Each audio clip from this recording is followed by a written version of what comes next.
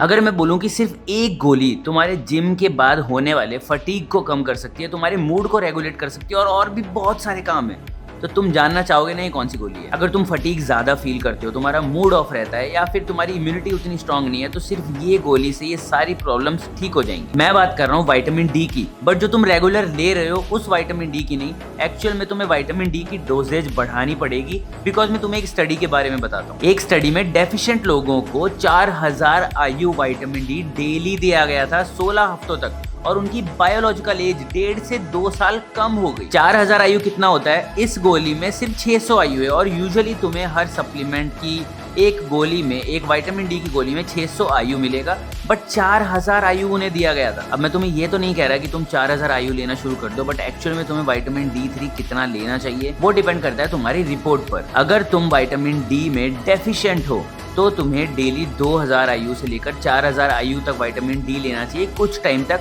उसके बाद maintenance doses भी आपको 1000 IU से ज्यादा की रखनी चाहिए, ना कि सिर्फ 600 IU पर डे। आप किसी भी लैब में जाकर सिंपली एक टेस्ट करवा सकते हो, 25OH। उसमें आपको अपने विटामिन डी के लेवल्स पता चल जाएंगे। एक्चुअली जब भी बॉडी में विटामिन डी बनता है तो लिवर उसे 25 हाइड्रोक्सी विटामिन डी में कन्वर्ट कर देता है, जो ब्लड टेस्ट में पता चल जाता है। तो आप ये वाला टेस्ट करवा सकते हो, 25OH। और अगर आपको जानना है कि कौन सा विटामिन डी की फॉर्म सही होती है, आपको विटामिन D2 लेना चाहिए, D3 लेना चाहिए और K2 के साथ ही क्यों लेना चाहिए विटामिन डी को, तो आप सिंपली कमेंट कर दो D।